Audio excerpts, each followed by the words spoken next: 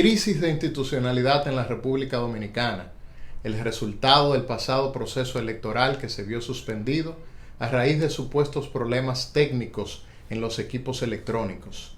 Esto ha generado un conflicto electoral entre los partidos políticos de la República Dominicana y movilizaciones masivas de jóvenes que protestan reclamando una investigación y reclamando medidas urgentes a los fines de salvaguardar la democracia en la República Dominicana. Este y otros temas estaremos tratando con ustedes el día de hoy en Enfoque Binario. Eso es fruto del mismo cáncer de la corrupción que venía. Tiene que tener Pero la gravedad. Pero realmente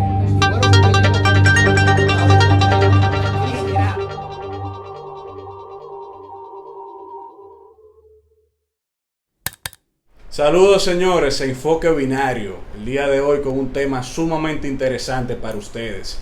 Recuerden suscribirse a nuestro canal de YouTube y de seguirnos a través de las redes sociales en Instagram y Facebook, @Enfoque Binario.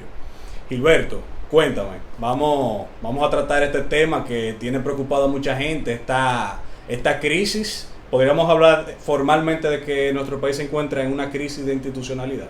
yo creo, Luis, que sin lugar a dudas esa es la mejor manera en cómo podemos definir el panorama político y democrático que está atravesando la República Dominicana en este momento. Vamos a ver. Yo creo que esto es una consecuencia más de lo que hemos venido denunciando en otras ocasiones.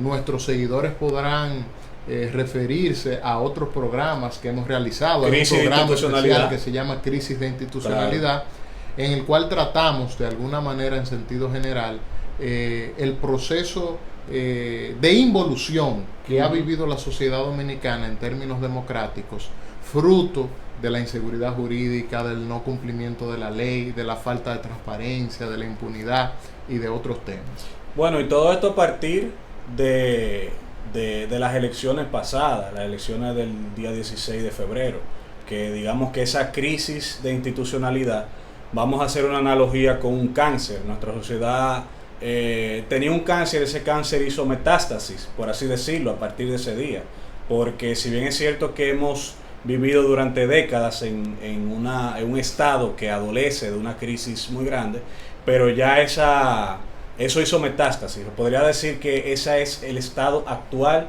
de nuestra sociedad, una sociedad que ya ha colapsado institucionalmente. ¿Podríamos decir eso? Sobre todo en lo que se respecta al enfoque que vamos a dar el día de hoy, que es el tema electoral, Claro. el tema participativo de la democracia, de la gente, el ejercicio del voto, de ciudadanía, Claro. Que lamentablemente se vio coartado el pasado 16 de febrero en horas de la mañana, cuando la Junta Central Electoral tomó la decisión de suspender de manera general. Ellos dicen suspensión, exacto. Pero la verdad que fue una anulación exacto. de todo el proceso, porque la verdad es que ni se llevó a cabo, ni las personas que habían participado hasta ese momento se le van a contar. Porque una suspensión implica que las personas que votaron no votarían de nuevo si fuese una verdadera suspensión. Estaríamos hablando de una anulación. Lo que pasa es que ellos utilizaron ese término, lo mal utilizaron, por así decirlo. Pero mira, yo ese día voté temprano y a los 25 minutos me llamó una persona y me dijo, ¿te enteraste que las elecciones las suspendieron? Yo, cuando me dijeron eso, ¿tú sabes cuál fue mi reacción? Yo dije, verifica bien la información, porque como sabemos que en la sociedad actual circulan muchas fake news, mandan cosas a través de las redes sociales. Exacto. Yo dije, verifica bien eso, porque eso nunca ha pasado aquí, me parece sumamente extraño. Y efectivamente, eso es algo sumamente preocupante, porque en la historia reciente de nuestro país eso no ha pasado. En la historia democrática de nuestro país eso no ha ocurrido. Y hay gente que está, pienso que buscando culpables, etcétera, etcétera, pero yo quiero que lo enfoquemos desde el punto de vista macro. Que esto no es un asunto de culpables, esto es un asunto del colapso institucional que está viviendo nuestro país. O sea, si nuestro país tuviera instituciones que realmente funcionaran, si nuestro país tuviera instituciones fuertes como tienen otros países, incluso en vía de desarrollo, como Colombia, por ejemplo, que pese a que duró décadas en un conflicto interno, en una guerra civil, por así decirlo, tiene instituciones que son decentes. Y lamentablemente nosotros aquí no lo tenemos. Entonces eso es lo que yo creo que es más grave de la situación que estamos viviendo. No sé qué te parece. Yo creo que sí, que sin lugar a dudas es una situación de gravedad que ha provocado una crisis de confianza de la ciudadanía con el Estado, con las instituciones, con quienes nos gobiernan. Yo creo que es un problema en el que no hay que buscar un culpable. Claro. Yo creo que hay muchos culpables de esta situación, incluso la misma ciudadanía de alguna manera ha sido culpable que eso se haya producido. Por su pasividad. Por la pasividad que había mostrado hasta antes de la suspensión del proceso. Y fíjate una cosa, Luis, yo creo que que la Junta fracasó. La Junta Central Electoral con el montaje de esas elecciones, porque se supone que la Junta Central Electoral es quien debe administrar y fiscalizar ese proceso. Y en términos de éxito, ese no fue un proceso exitoso. No. Precisamente porque terminó con la anulación de las elecciones. Eso fue un aborto. Ahora bien, la justificación fueron supuestos problemas técnicos que no cargaban las boletas en aquellos municipios donde se estaba utilizando el voto automatizado. Por eso muchos partidos arguyen que el culpable es la Junta. Pero yo me pregunto, o más bien señalo, la cúpula política de este país, de todos los partidos, PLD, PRM, la Fuerza del Pueblo y todos los partidos de oposición, yo pienso que son culpables también de lo que pasó, porque muchos de ellos tenían conocimiento desde el día anterior de la situación, de lo que venía aconteciendo con esos problemas técnicos que estaba enfrentando la Junta con la boleta. Tenían conocimiento de eso y en ningún momento lo denunciaron, se lo dijeron a la gente. Es más, la Junta Central Electoral abrió el proceso de elecciones en la mañana del 16 de febrero, sin referirse a que había una situación técnica. Los partidos hicieron omisión de eso también.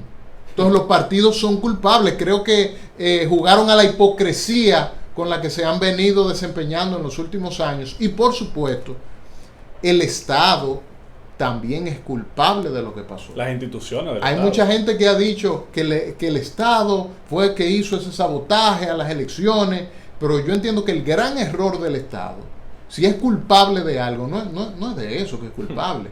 Es culpable de que teniendo organismos de investigación, de seguridad, un departamento de inteligencia, no fuera capaz de prever que se estaba produciendo, como habló el partido oficialista, un supuesto sabotaje en contra de las elecciones. Un día sobre todo donde se supone que esos organismos deberían estar velando por el sano ejercicio de la democracia, por el funcionamiento de esas instituciones y del proceso que se iba a montar. Tú sabes que el día del aborto de las elecciones, yo puse en Twitter que nosotros vivíamos en Macondo.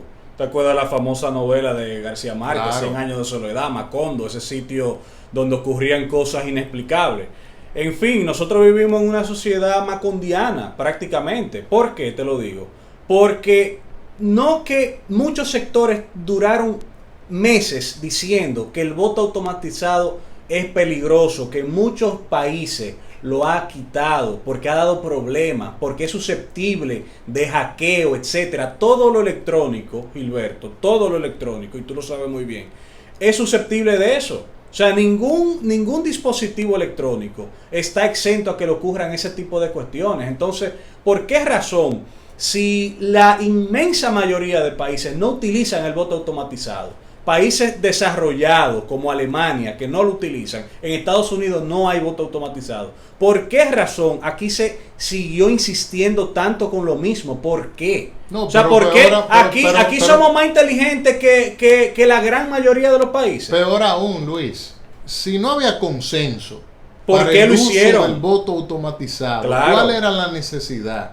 Sabiendo los grandes cuestionamientos que se habían generado, sobre todo fruto del proceso de primarias de octubre, que también está el programa ahí de nosotros, que la gente lo puede buscar en nuestro canal de YouTube. Si no había consenso para ese voto automatizado a nivel general, ¿por qué hacerlo en los principales municipios del país? Entonces, una mezcla. Por un lado tenemos boleta física, por el otro lado entonces voto electrónico, y mira qué problema más grande se generó, que no pudieron votar ni los que iban a votar con voto automatizado, ni tampoco los que estaban votando con voto Y en ese físico. programa, por cierto, nosotros advertimos humildemente, porque nosotros no somos, digamos, no podemos prever el futuro, pero dijimos que eso podía pasar.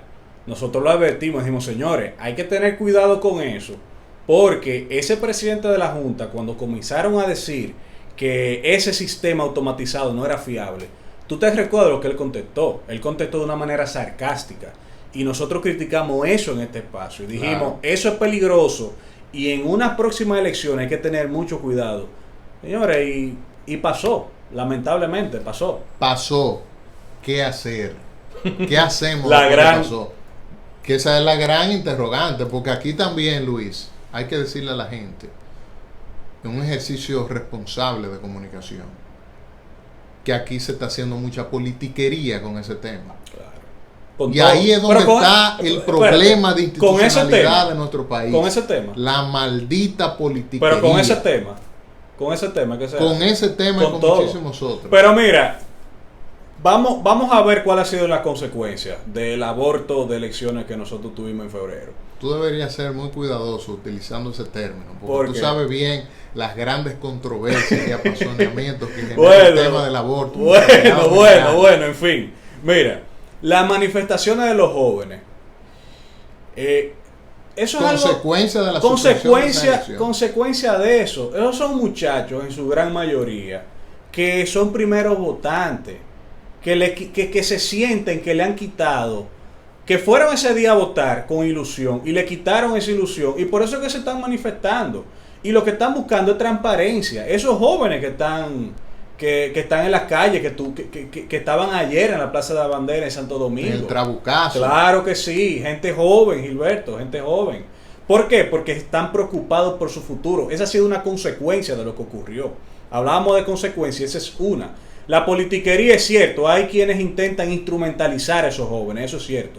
Pero hay muchos jóvenes ahí, la gran mayoría, en su inmensa mayoría, que están marchando, que están lanzando proclamas, etcétera, etcétera. ¿Por qué? Porque sienten que si no hacen algo no van a tener futuro.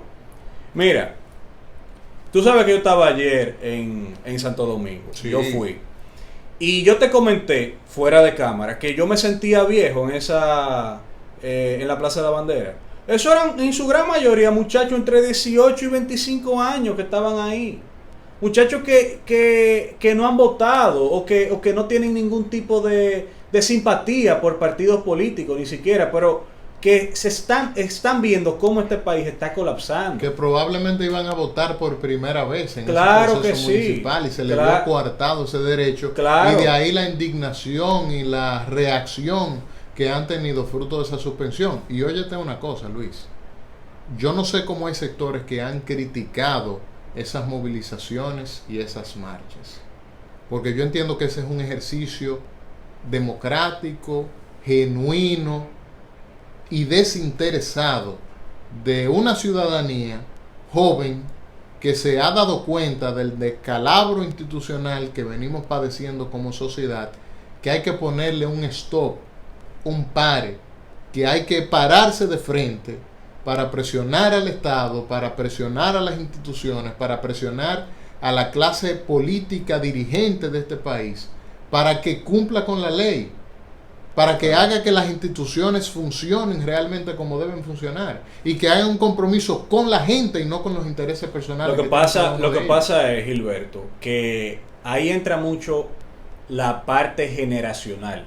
Yo pienso que la clase dirigente en nuestro país, cuando digo clase dirigente me refiero a la clase política, a la clase empresarial, a la cúpula empresarial, no entienden la generación de nosotros y no entienden la generación que viene después de nosotros, que son los llamados centennials, que son muchachos que nacieron ya en la era digital. ¿Qué sucede?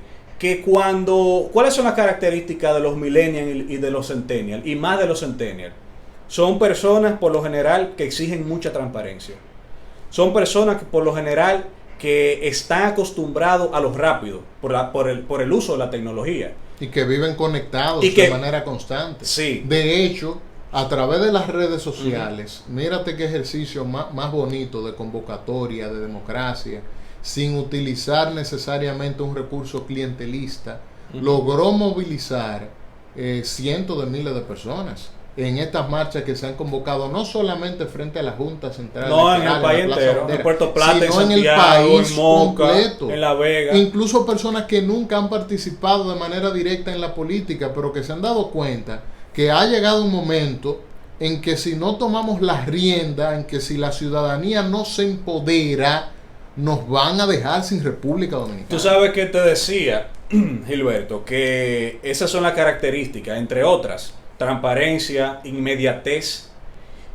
Son personas por lo general que exigen mucho, son poco conformistas.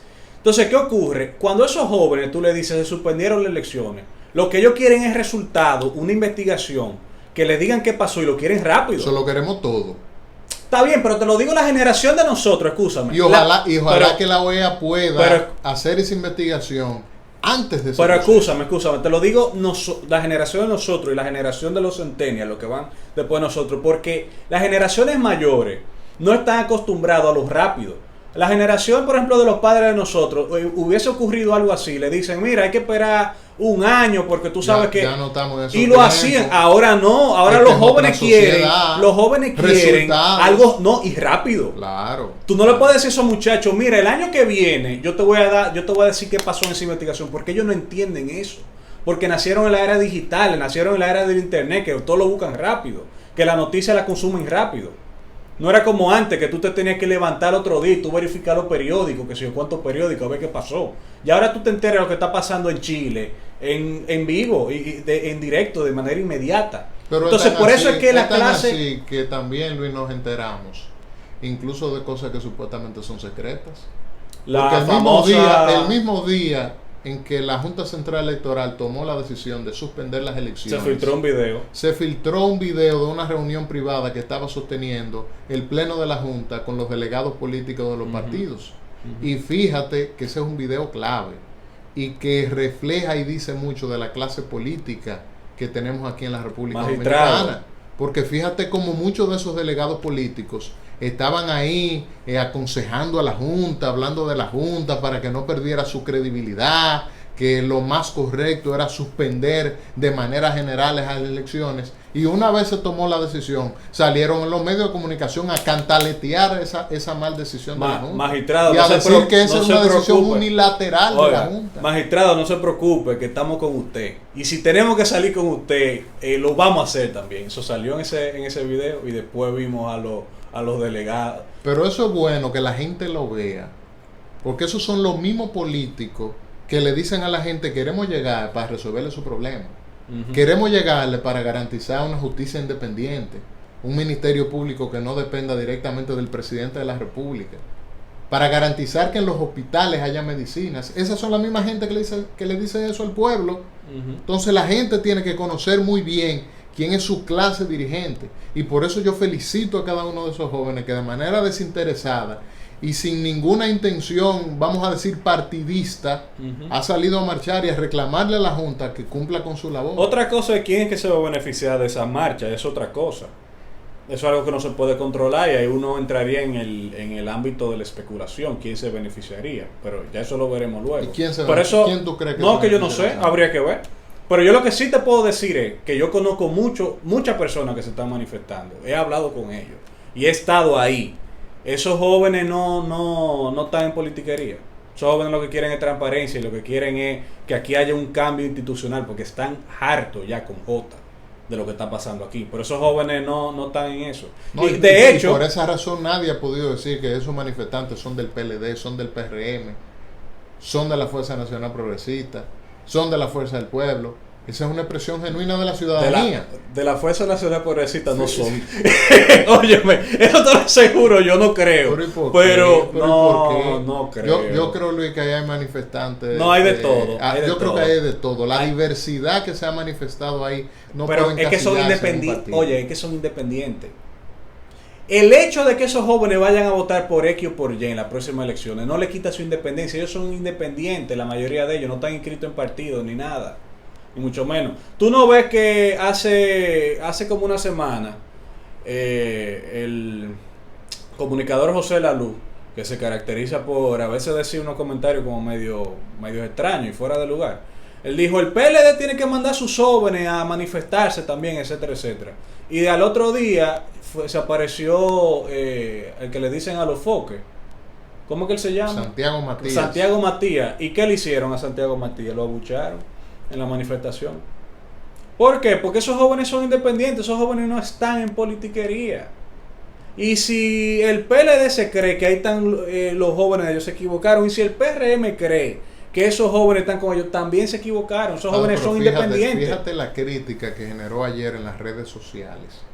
Un comentario que hizo el humorista Carlos Sánchez, sí. En medio de la tarima. Por lo del PRM. Que el pacto del PRM que se lo iban a comer con Fuerza yuca. Nacional Progresista se lo podían comer con yuca. Claro. Porque el presidente de la Fuerza Nacional Progresista, perdón, de la Fuerza del Pueblo, en este caso, Leonel Fernández, según el humorista, era el culpable en gran medida de este problema institucional que se ha producido en la ¿Y de dónde vino la crítica? Tú dices los adeptos de Leonel Fernández. Claro, que inmediatamente se manifestaron en contra de la declaración. Pero es lo que te digo, por eso es lo que estábamos hablando ahorita. Eso denota la independencia de quienes están organizando eso y de quienes están manifestando. Y eso es lo que la clase política no entiende, porque ven el mundo de una manera muy cerrada. Ellos están en una burbuja. Ellos no pueden entender que esos jóvenes se estén manifestando y sean independientes. Inmediatamente dicen, ese es el PRM que está detrás de eso. Y no es verdad. Esos jóvenes también critican al PRM y lo hicieron ayer. Ese humorista que tú señalas hizo una crítica, pero no fue solamente él. José María Cabral, el famoso cineasta que es de los que ha estado detrás de la movilización, etcétera, etcétera, dijo que si aquí hay un cambio es en el presente año, que tengan cuidado que para no hacer lo mismo, porque si hacen lo mismo van a volver a manifestarse. ¿Tú lo escuchaste eso? Yo creo, Luis, o sea, yo creo que eso es lo más positivo de lo que ha pasado. Claro. Yo pienso que esto va a marcar, sin lugar a dudas, un antes y un después de la democracia en la República Dominicana. Todas las instituciones y los poderes del Estado se van o están obligados a garantizar un mejor ejercicio y cumplimiento de las normas, leyes que regulan la democracia en la República Dominicana. Mira, hay un asunto también que resulta, quiero mencionarlo brevemente, que resulta interesante, y es que muchas veces los dominicanos que pensamos que nosotros somos el ombligo del mundo, y no es así. Eso que está pasando con estos jóvenes no se puede entender sin entender también lo que pasó en Chile, lo que pasó en Puerto Rico, lo que ha pasado en España, etcétera, etcétera. En Colombia, donde se manifestaron, en Bogotá y en otras ciudades. Eso es lo mismo, o sea, es un movimiento global. En Hong Kong, las manifestaciones en Hong Kong también hace unos meses. Todo eso forma parte de esa ola de cambio que a nivel mundial viene, porque es que las nuevas generaciones vienen con ideas nuevas. Y ahí yo quiero meter un poco la parte teórica a Antonio Gramsci, ese pensador que incluso Eduardo Jorge Prats hace unos meses dijo que para entender lo que está pasando a nivel mundial es imperativo leer a Gramsci. Gramsci decía que las crisis se dan cuando lo viejo no ha terminado de irse y lo nuevo no acaba de llegar. Y que ahí se producen diferentes manifestaciones. Por eso que tú ves que en Estados Unidos gana un sujeto como Donald Trump, pero Bernie Sanders, que está en las antípodas ideológicas, está arriba está arriba en la primaria demócrata. No sabemos si va a ganar, pero ahora mismo está arriba. Que son polos opuestos. Son polos opuestos. Por eso tú ves que en Italia gana un tipo como Salvini, pero meses después se produce un movimiento, lo llamado movimiento de las sardinas, que salen a las calles a protestar a favor de los derechos de los inmigrantes. Y tú dices, ven acá, pero eso no es una contradicción. No, es que vivimos una época de crisis. Lo viejo todavía no se ha ido y lo nuevo, tú te das cuenta que no acaba de llegar. Y por esa razón es que yo creo que se están dando todas estas manifestaciones en alrededor del mundo y que República Dominicana no está exenta de que le pase eso. Porque aquí la clase política pensaba que los dominicanos iban a quedar de manera pasiva la vida entera, y es que las sociedades no funcionan así. Lamentablemente la clase dirigente aquí vive en una burbuja Y por eso es que no han podido ver, entender qué ha pasado. El presidente Medina no se refirió a los manifestantes en su discurso, los ninguneó, no habló de eso. Y mucha gente estaba pendiente, estaba a la expectativa de que él hiciera alusión a eso, o que dijera, yo estoy dispuesto a hablar con los manifestantes, a hablar con sus líderes, con sus representantes, para atender a sus necesidades, para escuchar lo que tienen que decir. Él no dijo nada de eso. Porque la clase dirigente aquí vive en una burbuja y no está entendiendo qué es lo que está pasando, Gilberto. Esa es la realidad. Y fíjate otra cosa. Dicen por ahí que las sociedades tienen los gobernantes que se merecen. Yo creo que precisamente en la medida en que la sociedad, la ciudadanía se empodere, tome conciencia, pueda reclamar sus derechos, participe de manera activa en la democracia, en esa misma medida los gobernantes que tenemos se van a ver en la obligación de hacer una mejor gestión. Claro. Yo pienso que ese es sobre todo uno de los principales contratiempos que ha tenido el Partido de la Liberación Dominicana en su ejercicio en el poder, que no ha tenido un contrapeso, no ha tenido alguien que lo sujete a la legalidad.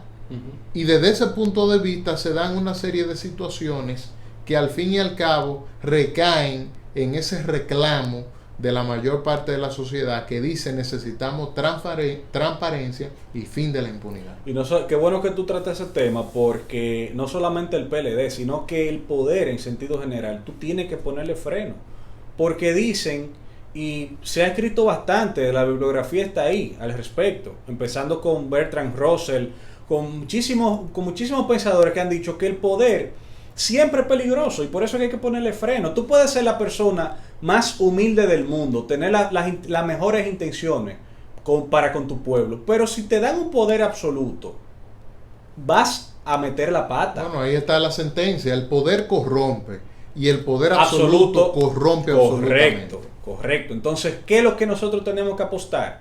A que luego que ya culminemos todo este proceso de elecciones, que apostemos a que la clase política, la clase dirigente, es decir, la clase política y la clase empresarial, se reúnan con diferentes sectores, movimientos sociales, las iglesias, etcétera, y que podamos ver de qué manera aquí se puede hacer una reforma institucional. Porque aquí señores, no podemos seguir como hemos estado desde los años 60, que aquí los presidentes tienen un poder absoluto. No puede ser. Los presidentes tienen que tienen que tener un contrapeso. Mira lo que pasa, por ejemplo, en sociedades donde existe un sistema parlamentario, como en España. Los presidentes del gobierno tienen que ir semanal al Congreso. Y los diputados de la oposición le hacen preguntas, y preguntas ácidas que le hacen, no es que le hacen preguntitas. Y le tiene que responder ahí mismo, Gilberto, frente a la cámara. Pero aquí no, Luis. Aquí ni siquiera una rueda de prensa. Aquí pasamos 3 y 6 meses y nunca tenemos la oportunidad, el privilegio de escuchar al presidente de la República refiriéndose a un tema fundamental del país. A nada. No hay una sociedad que precisamente demanda eso, tener una comunicación directa con sus gobernantes. Entonces, ojalá que de todo esto salga algo bueno, porque dicen que no hay mal que por bien no venga. Vamos para que de esta crisis salga una propuesta de reforma institucional, que aquí tenemos años hablando de que hay que hacerla, pero nunca se hace. Vamos a aprovechar esta coyuntura y vamos a hacerla ya, vamos a ponernos a trabajar y que se escuche a todo el mundo. A ver de qué manera podemos salir de este atolladero, ¿verdad que sí? Bueno, yo creo que, como decía aquella famosa serie Winter is Coming, yo pienso que está llegando Game of Thrones. Yo pienso que está llegando el momento de que las cosas en la República Dominicana empiecen a cambiar en términos institucionales. Claro. Hemos llegado al fin de este espacio, Luis. Agradecido de compartir con la gente una vez más.